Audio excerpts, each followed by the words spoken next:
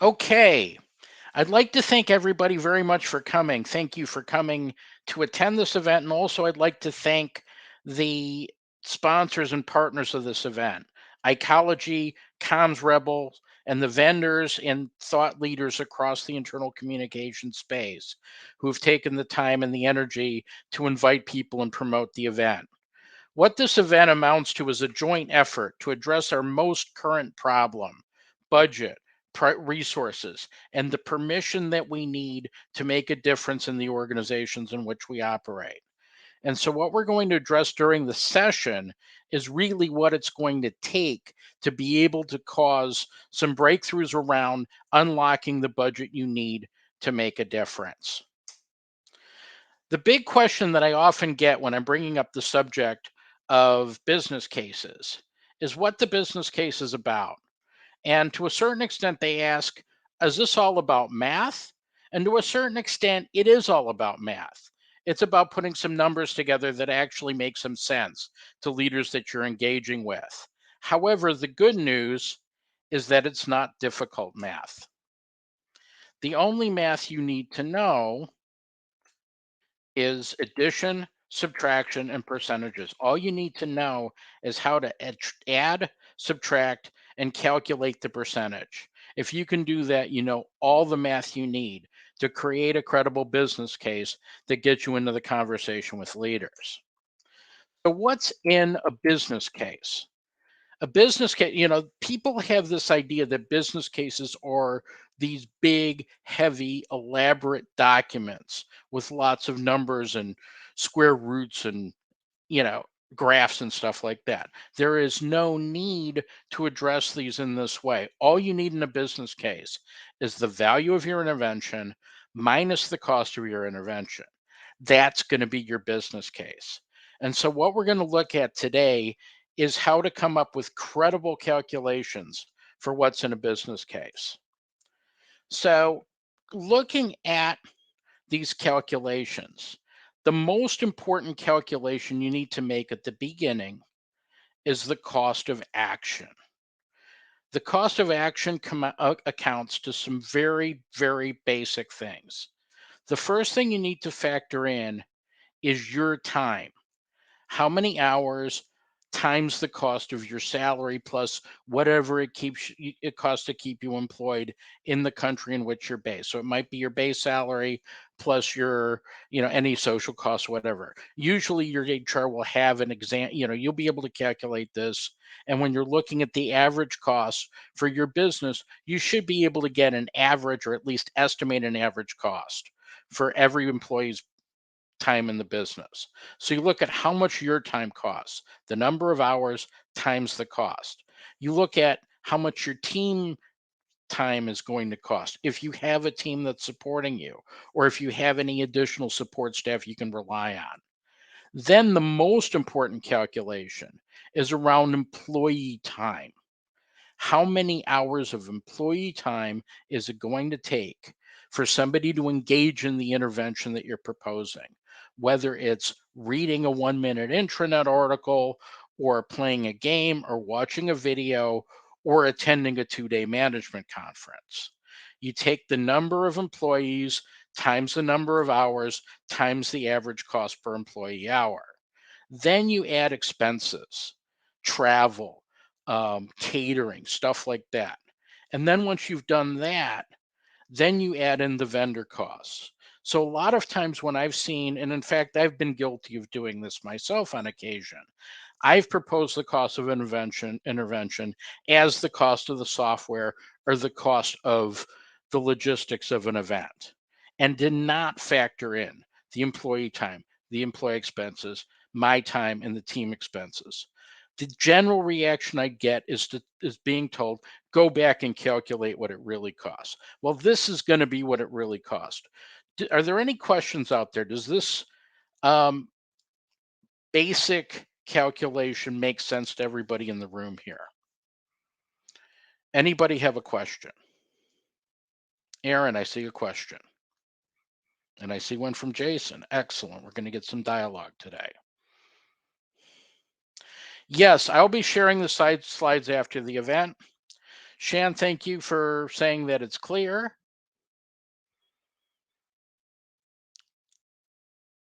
I am waiting on Jason and also Heather.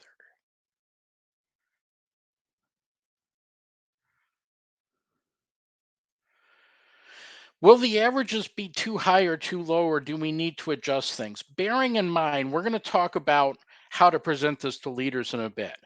The key thing is to be, as expansive with the potential costs involved and as conservative with the potential benefit.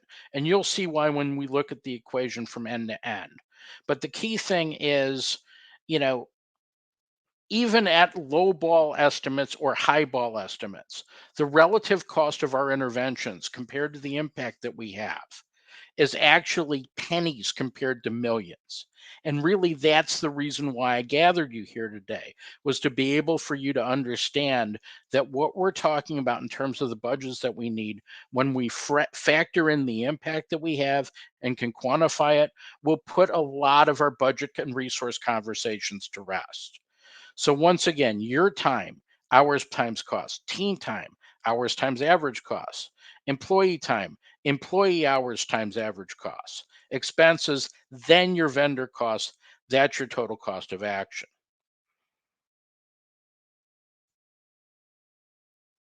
Got it. Heather, thank you for saying that. Thank you for talking about your previous experience. My invitation is stay in the conversation. This will become a bit clearer as we look at the rest um, of the equation as we move forward. It's not a terribly difficult. Team time and employee looks like some potential for duplication. Well, usually you'll have a team of two or three or maybe 10 at the most, and you'll have a company of X thousand employees. If you subtract your team time costs from your total number of employee costs, that will easily take out the potential for duplication. So I'm going to give you two very common examples of cost of action. These are two of the most common line items that you're going to find on any internal comms budget anywhere. Now, not always is this factored into the internal comms budget. Sometimes, if you're lucky, it's HR is on the hook or the CEO office is on the hook for either or both of these events. But that much being said, the costs of these events are fairly similar and fairly representative of the highest costs that you're going to have for most internal communication interventions. So let's look at the cost of action for a management conference. You look at your time. Over the course of a year, it's not unreasonable to say that you're going to spend about 4 weeks of your time, including at least probably the first week, the last week, or the last 2 weeks before the conference, doing very little other than preparing the content, the flow, the venue, the list, the preferences of your managers. And if you've got a team involved, at least twice as much time is going to come from the team in supporting an event like this. This is a high visibility, high risk event for the internal communication team, and you're going to be putting a lot of time and energy into it.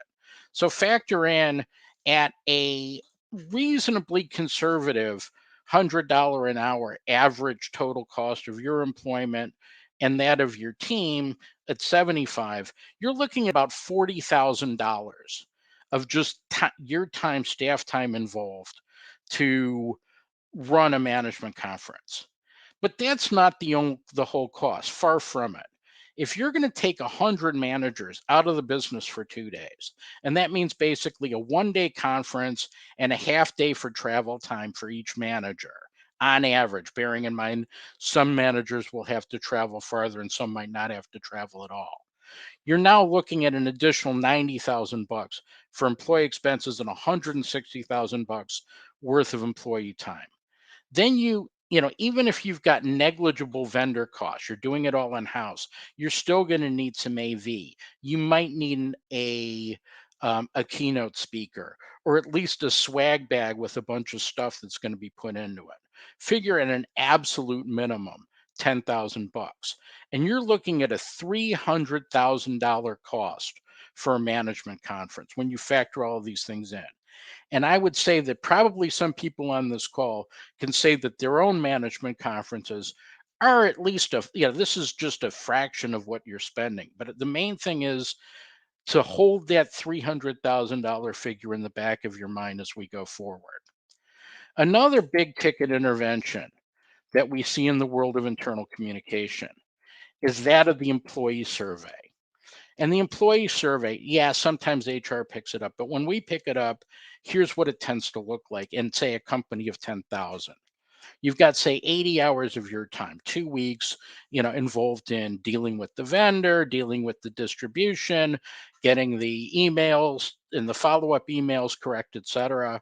Figure that's about 80 hours of your time and maybe 160 hours of your team's time. That gets you to 20,000 bucks. But the real expenses are going to be your employee time. If you've got 8,000 participants for a half hour, that's 240,000 bucks worth of expenditure out of your business. Add in vendor costs. If you want a branded survey, 50,000 to 100,000 bucks for 8,000 participants. That's not entirely unreasonable either. And you're looking again at about 310,000 bucks. These are the most expensive interventions that you generally see in an internal communication budget, if you see them in that budget at all. And I want you to see these in reference because when we talk about specific items, we're going to be looking at, um, and Zane makes an excellent point. If you can actually reference the cost of an employee survey, then you could say, well, at least we should go out and get this much worth of benefits out of the results. So it's actually a hunting license for going out and actually acting on the impact of the survey. So now that we're through the conversation about what it takes to cost an internal comms intervention, any questions, any concerns, ambiguities, any experience where your situation has been far more expensive than this, or where these expenses are completely unrealistic? Am I in the ballpark? Okay, so Jocelyn, good question. 8,000 employees, 30 minutes. That's 4,000 an hour at, um, I think I screwed up the numbers. It would be actually a $400,000 result. 100 bucks an hour times 30 minutes times 8,000 employees. Boom, that gets you to $400,000. See, you don't have to get the math 100% right, but you got to have math that actually gives you a credible conversation that you can have with your leaders. Jocelyn, does that answer your question? All right, thank you for that. Any other questions about the costing? One thing about the costing is if you're going to do the math, Jocelyn's right, you've got to do the math correctly. But now we're going to talk about the more interesting part of the calculation, and that's going to be valuing the intervention. And that's really what we brought you here to talk about today. The value of the intervention really comes down to one of three different types of value. Are you saving the business money? Are you reducing its expenses? Are you reducing the risks and the concurrent impacts of those risks, whether they're reputational, whether they're in terms of insurance premiums, whether they address the viability of what's going on in the business, indeed, the viability of the business itself? Or are you increasing profits?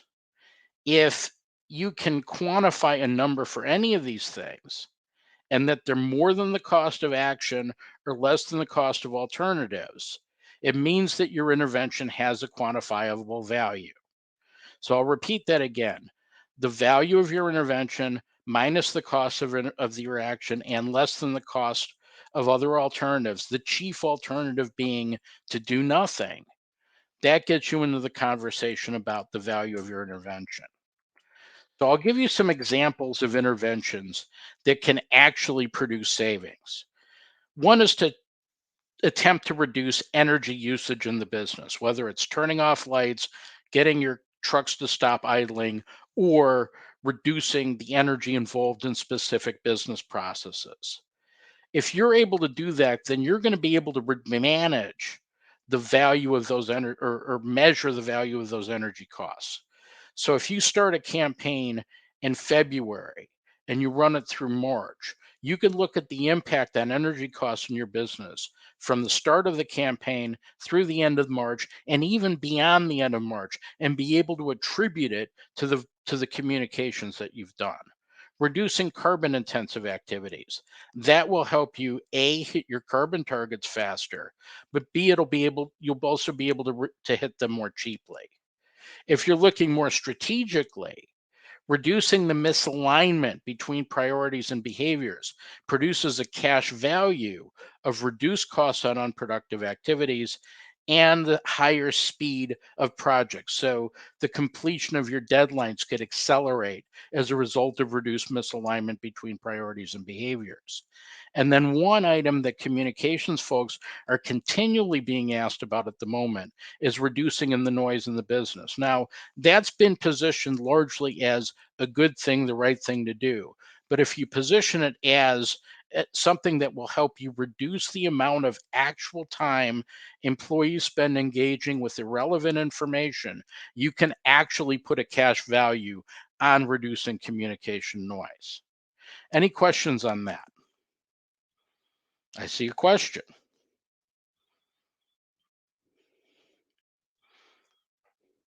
Other potential savings. Well, does anybody have other ideas about how communication can magnify or accelerate or illustrate areas for savings in the business?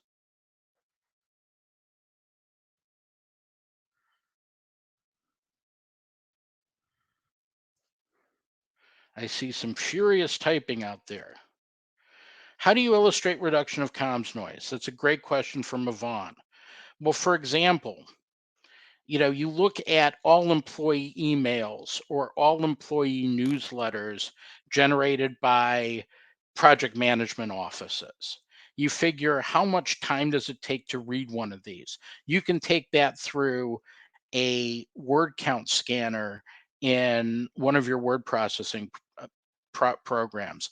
Count the number of words, estimate the number of minutes, and multiply it by the number of people who are expected to to read that.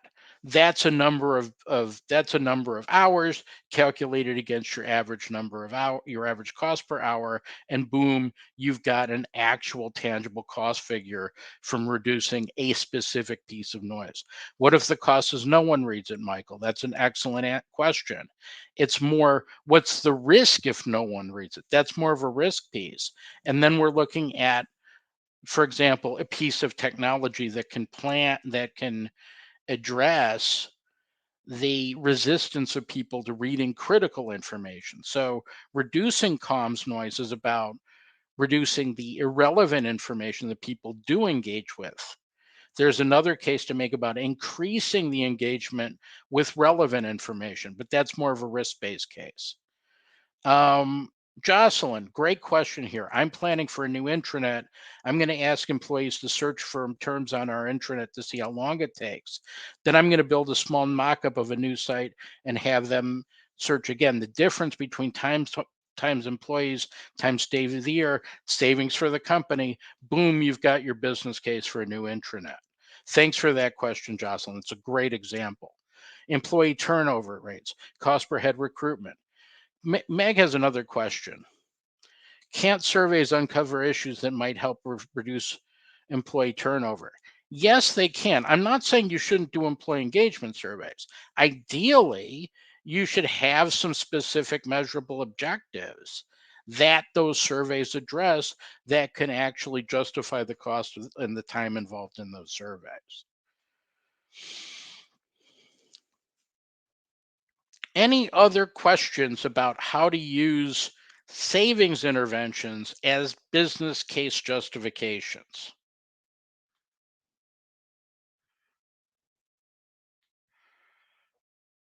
If I can't answer the question right now, save the question until the end. We will have some time to discuss these. So also risk interventions. Mike Lancy talked about the risk of employees not getting the information they need. That certainly has a risk in terms of misaligned priorities, misaligned behaviors, lack of alignment on the messages going out. That's certainly a risk that's quantifiable. But some other risks that are quantifiable are safety risks. So you can highlight certain behavioral changes. I mean, I used to work in a number of companies where they insisted that employees hold the handrail even in corporate offices. Now, something you could do is demonstrate what happens when you don't hold the handrail. You fall, you break something, you bash your head on something. What does that cost the company? You can actually use a video to make the case of what it costs and then increase or reduce the risky behaviors and then calculate the impact of either that increase or that reduction. Reducing compliance risk.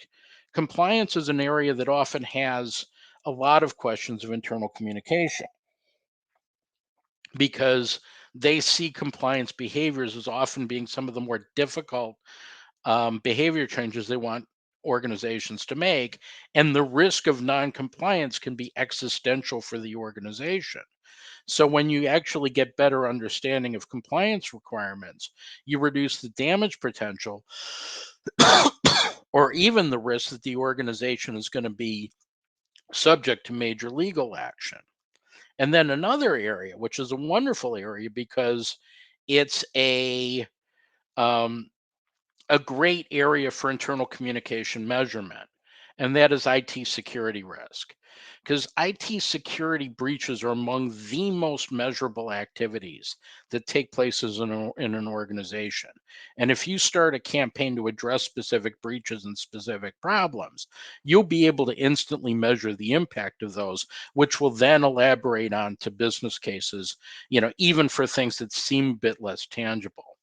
Jason makes an interesting point in terms of things like customer experience, on time delivery, quality, all of the KPIs that a company holds dear.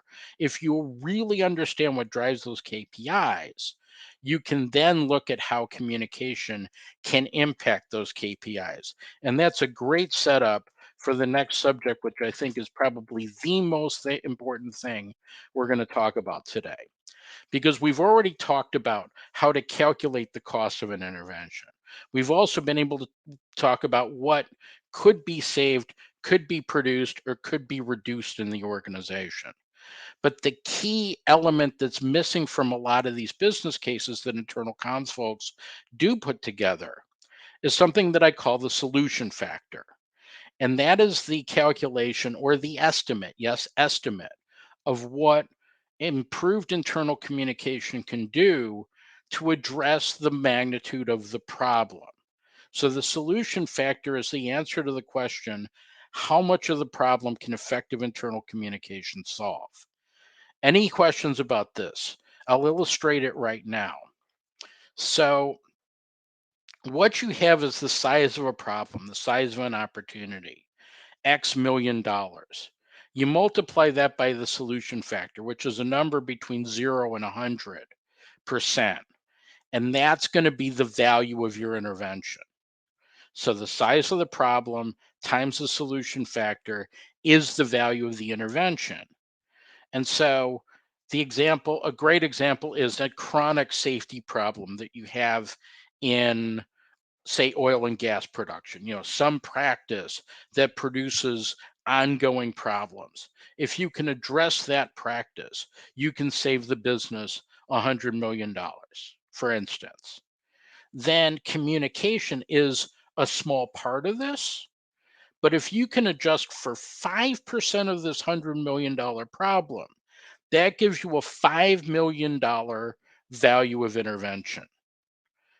I see a question coming in from Inga, who works in mineral extraction. So I'll wait for this question before I move forward.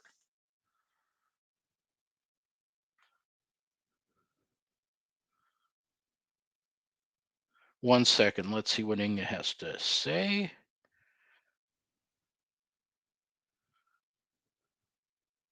Got it. Okay. So you're just thinking about how to use this in a practical way. Got it. Okay. So you've got $100 million problem. You multiply it by your 5% solution factor. The value of your intervention is $5 million. And that's exciting. But what's really exciting is what happens when you subtract the cost of your intervention. So bear in mind, many internal communication interventions are extremely cheap. An intranet article, a workshop, conference call, a piece of software, a video. Say, for instance, your intervention is a $50,000 intervention. That's a fairly pricey internal comms intervention. A decent video, perhaps with a fair amount of management and time involved in watching it. You take a $5 million problem, you subtract the $50,000 dollar cost of intervention. You're left with a business case of $4.95 million. Is that something that could get the attention of a senior leader? Anybody know of a senior leader who's not interested in adding $4.95 million to their bottom line?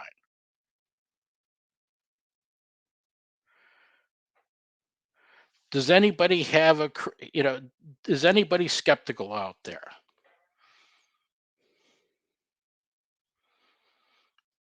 We can go to this question. We can look at this after after this discussion, but I just want to make sure that everybody gets the value of the intervention minus the cost of the intervention is the business case. And in this case, we're talking about some very serious, and that's right. As Tanya was saying, there is more cost to the intervention than the comms cost. And that's why I put the the employee time that's involved. And that employee time might not just be attending a management conference. There might be some change management involved for something that's complex that involves behavioral change. Say, for instance, like the introduction to new software. This is interesting from Yvonne. The challenge I encounter is how to attribute the internal comms intervention to an outcome when other levers impacted, e.g., attrition is affected by comms, but also leadership, onboarding, etc. The way to do that, if you look at it from a measurement perspective, is to track the change in that particular outcome that coincides with how the um, that coincides with the communication intervention. So here's a wonderful example from a hospital in Denmark. This hospital in Denmark introduced alcohol wipes for use in all of its bathrooms. And they started measuring on day zero when they introduced the alcohol wipes in the bathrooms. A week later, they started measuring again when they started an internal communication campaign encouraging staff to use the alcohol wipes. They measured then the change in the delta from when there was no communication about the alcohol wipes until when the communication took place. And not only did they attribute the change in the use of alcohol wipes, they used this as a proxy for the value of internal communication going forward in the organization. Meg asked a question. I'm sure about how surveys uncover behavior because they can be so performative by the survey taker. I go into this at great length during my measurement masterclass. Actually, most of these interventions don't have anything to do with surveys. It's doing a video, it's having an intranet article, it's introducing an internal communication platform. Any intervention you can use this methodology to introduce any intervention into a business. Zane, you have an excellent point. I'm curious as to whether this is also an approach we can take to be able to say no to the projects that are pitched to us. This is exactly the last point that I'll make in the discussion. So please hold on while I go through the rest of the deck. So one of the challenges we'll often face is we'll have a stakeholder who will query our solution value, our solution factor. We might propose 5%. They might come back with, we're not sure about that 5%. And we can say, okay, let's go with 0.5%. So say you still have a $100 million problem. Even if you assign a 0.5% solution factor, you still get a $500,000 value of your intervention. That may not seem like a lot of money to the company, but when you consider that a $50,000 cost of intervention, if you subtract that from a $500,000 value of intervention, that will give you 450,000 bucks in your business case. That's a 900% return on investment. 900% ROI. There's a huge conversation in the internal comms world of how do we prove our ROI. If we can deliver 900% ROI on a $50,000 intervention, that's a really good answer to that ROI question. So, any other questions at the moment about the valuation of interventions? We've talked about the costing of interventions, and yeah, the employee cost and the involvement of employees in the process of engaging with your intervention. That's where most of the cost is to the business. The value of the intervention is going to be on how much of the problem that you're attacking and how much can you credibly say that you're addressing that problem. So Meg asked the question, can this be applied to DEIB initiatives? It can be it can be applied absolutely to any type of initiative, but ultimately you've got to ask, what's the value of the initiative to begin with? Now, with DEIB, it's, there are ways to value it. How do organizations that have more diverse boards perform relative to those who have less diverse boards, or more diverse populations versus less diverse populations? And then you could say, okay, these organizations perform 20% better. What's the solution factor? 1%. Communication addressing 1% of that DEIB difference between the diverse and the undiverse organization. The cost of your DEIB initiative is unlikely to be anywhere near the magnitude of the impact that it's going to have. And that's what you can illustrate with this type of equation. Mike, excellent question. Are we missing the value of interventions that align with growth goals and problems? I don't think we're missing it. I think, again, we need to figure out, okay, how do we quantify the value of that proposition, whether it's a savings to the business, a risk, or an opportunity to the business. So maybe it's an opportunity risk. If we don't grow, if we're unable to grow because we don't do this, that's where those numbers come through. Is there a way to illustrate today that the problem today is $1 million and the solution is $500,000? But if we keep ignoring it, then the problem becomes 2 million and the solution becomes 750,000. Is there a way to create a sense of urgency? Absolutely, there's a way to do that. And that's going to come out in the conversation you're having with your leaders. So there are many ways to calculate or estimate a value of potential intervention. The easiest way is to get the value of the problem from the leader and have a conversation about how much you can credibly volunteer to address. So credibly, you might not want to say, an intranet article is going to address your entire attrition problem. But if people know about a certain process that's going to make them 5% happier, that can easily offset the cost of whatever the intervention is. Any other questions on the calculation of these factors? Either the solution factor, the value of the intervention, or the cost of the intervention?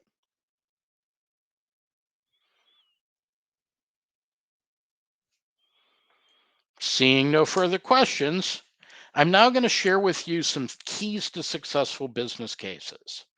The first thing to remember is that internal comms interventions are always cheap in corporate terms. Companies spend millions and billions of dollars. We spend hundreds and thousands. The solution factors and the business cases we come up with will generally be very impressive. If they're not impressive, then they raise real questions about whether we should be doing something at all. Inga.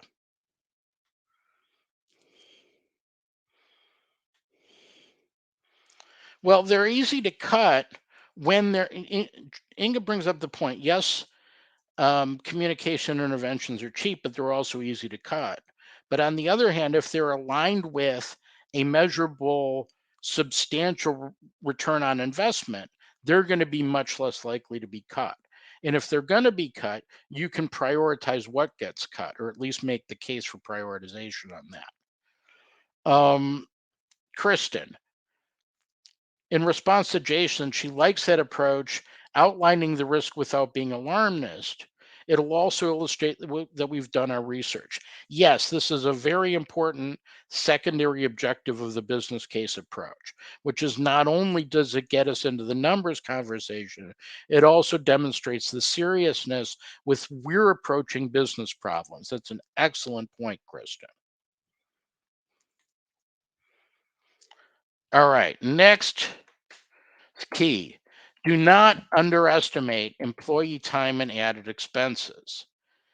If the interventions are going to produce substantial ROI, then even the cost of the employee time and those added expenses shouldn't diminish the ROI too much. So we should be generous in estimating employee time and added expenses. Conversely, we should be conservative with our solution factors. We shouldn't claim to solve entire problems with small interventions, but we should be able to claim a measurable, credible share of of the reduction in those problems. Another piece is that a lot of leaders have gotten to where they are by taking some intelligent and educated risks. So if you appeal to their gambler side, asking the question, is it worth a $50,000 bet to fix a $5 million problem? Chances are some of those leaders are going to say yes and let you spend that 50,000 bucks.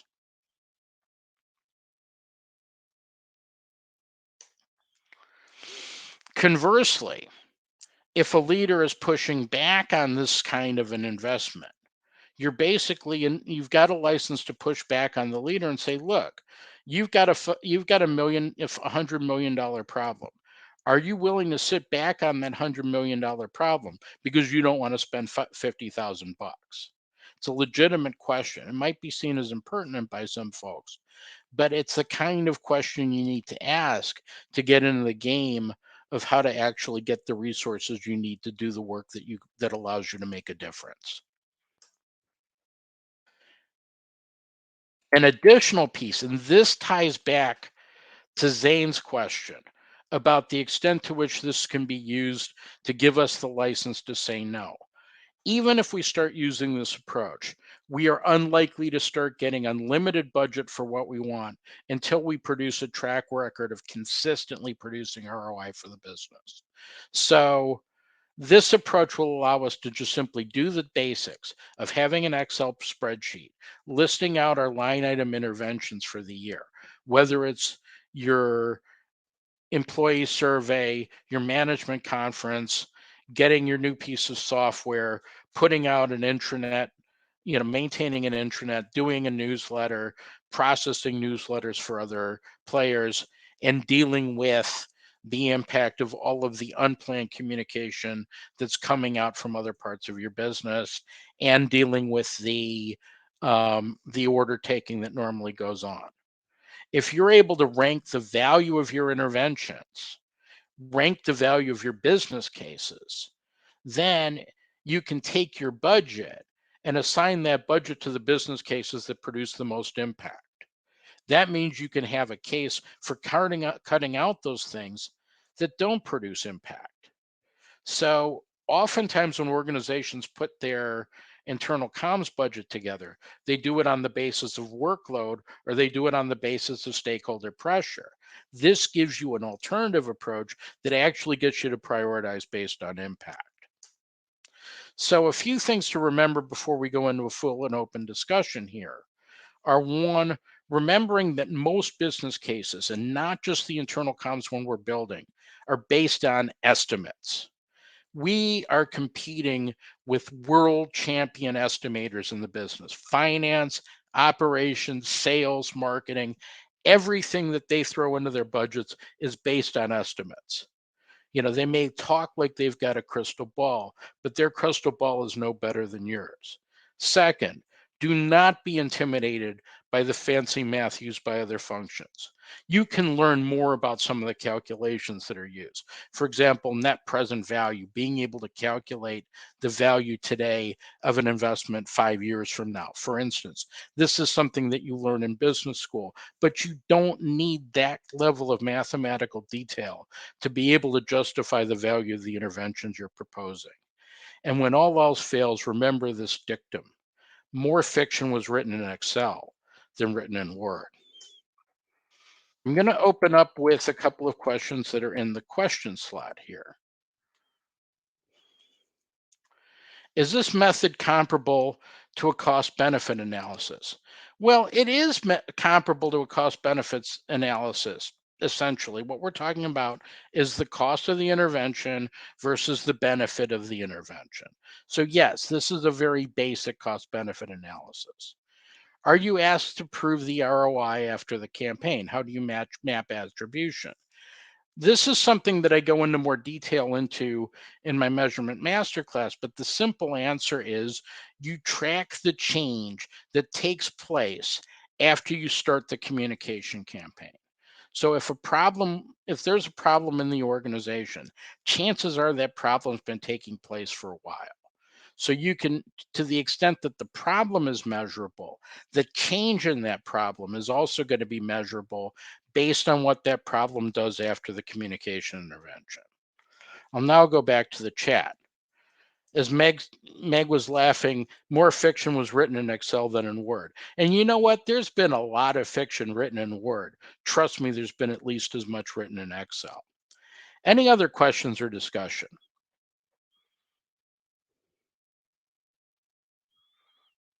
Any other thoughts on this?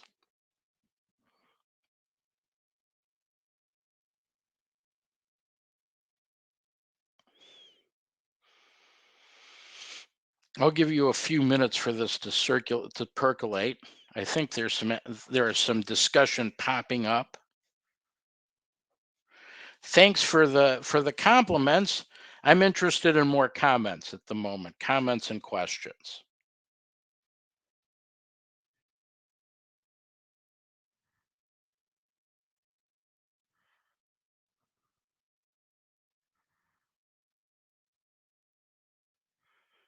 There's now a flurry of typing. I don't want to cut this off before anybody misses a question here.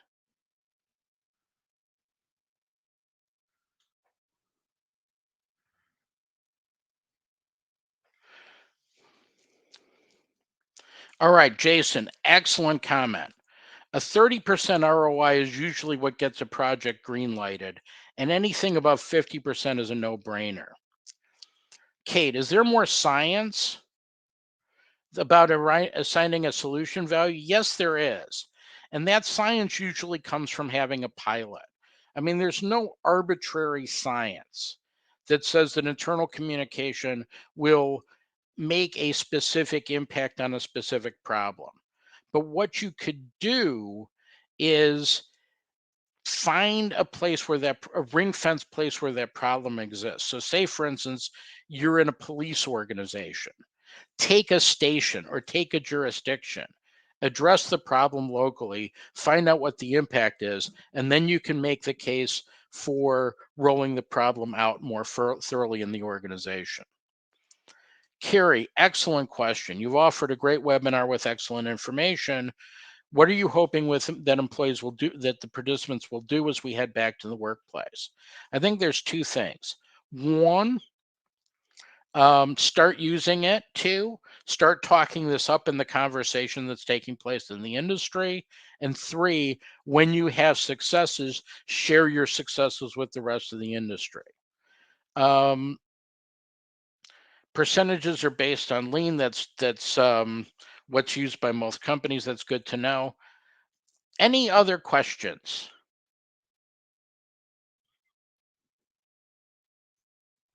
Any other comments?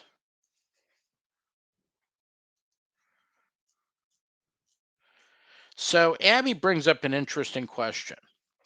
Employee rate and cost per hour, for example. Well, if you can't get the average cost per hour, use your own salary as a benchmark to say how much you get paid. Don't say that it's your salary, but just throw out $100 an hour or $75 an hour.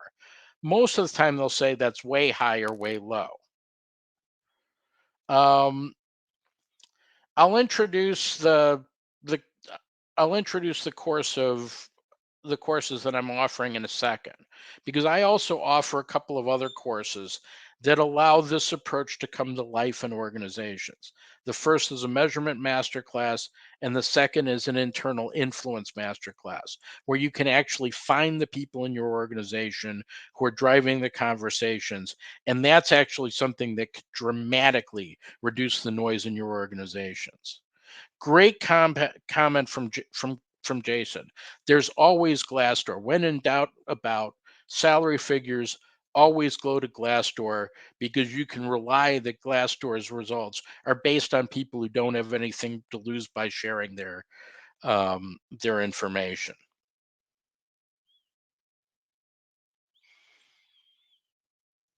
So we've got a few minutes left, but if we don't have any other questions, let me just close by saying thank you very much to Ecology and the Comms Rebel for inviting people and encouraging people to participate. Thank you to our friends in the vendor and consulting world who've wanted to share this information out further. And then if you want information on either of my master classes, the measurement masterclass or the internal influence masterclass, or if you want a copy of these slides, you can email me at mike.klein@changingtheterms.com, or you can visit for information on the courses, www.changingtheterms.com.